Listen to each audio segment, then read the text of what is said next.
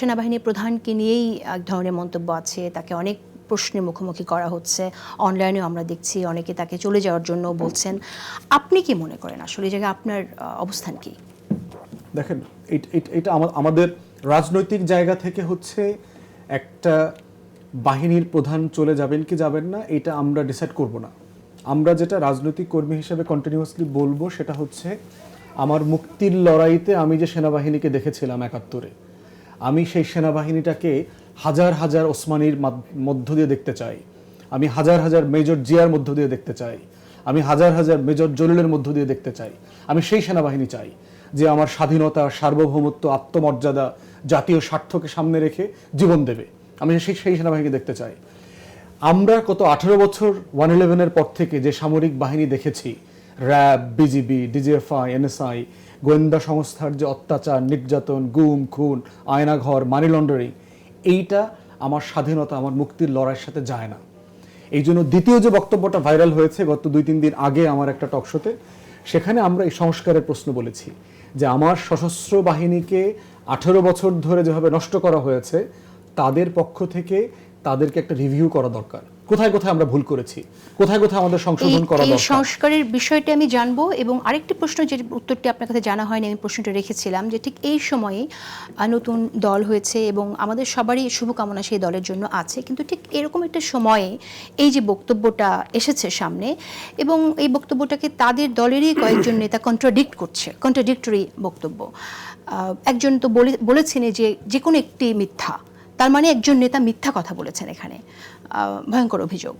আপনার কি মনে হয় আসলে যে কেন এই সময় সামনে আসলো? কেউ কি আসলে খেলছে পেছনে, যে নেতারা বুঝতে পারছেন না, এরকম কিছু হতে পারে? দেখেন, যেটা জানি না সেটা তো আসলে বলা যাবে না, গসিপ আকারে। পর্যালোচনা যদি আমি আপনার কাছে জানতে চাই, একটা বিষয় হচ্ছে যে বাংলাদেশের রাজনীতিতে পাকিস্তানের যে এক্সাম্পলটা আমরা বারবার বলি, টার্কির এবং মিশরের, যে ওখানকার সশস্ত্র বাহিনী, গোয়েন্দা সংস্থাগুলো রাজনীতিতে ইন্টারফেয়ার করে।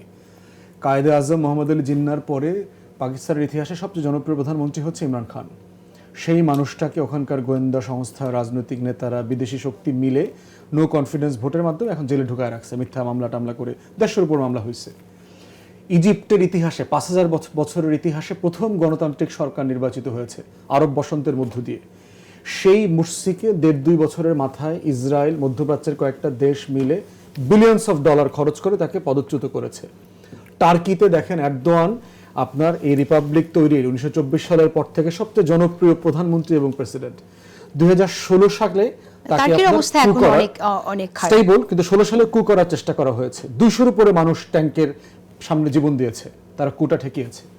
আমাদের বক্তব্য হচ্ছে এই যে আমার রাষ্ট্রকে, আমার গণতন্ত্রকে মিলিটারাইজেশন করার চেষ্টা করা হয়েছে, এখান থেকে আমার গণতন্ত্রকে বের করে নিয়ে আসতে হবে। কারণ আমার মুক্তির লড়াইতে যারা নেতৃত্ব দিয়েছিলেন, জেনারেল ওসমানী, প্রেসিডেন্ট জিয়াউর রহমান, এই মিলিটারাইজেশনের কোনো আশঙ্কা থেকে কথা বলেছেন? দেখেছি তো, আমরা নিজেরা ভিকটিম তো এটার।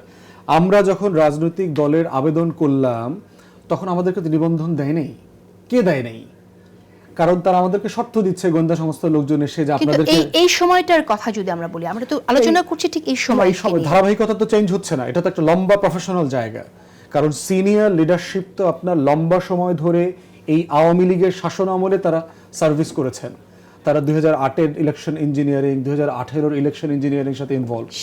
সেই সেনা প্রধানই কিন্তু গণঅভ্যুত্থানের পক্ষে দাঁড়িয়ে গেছেন এবং সেই সেনা অফিসারও পক্ষে দাঁড়িয়েছেন। তাহলে আপনার সেই ধারাবাহিকতা তো আসলে ব্রেক করেছে, আংশিক ব্রেক হয়েছে। আমরা চাচ্ছি এটা সাফিসিয়েন্টলি হোক।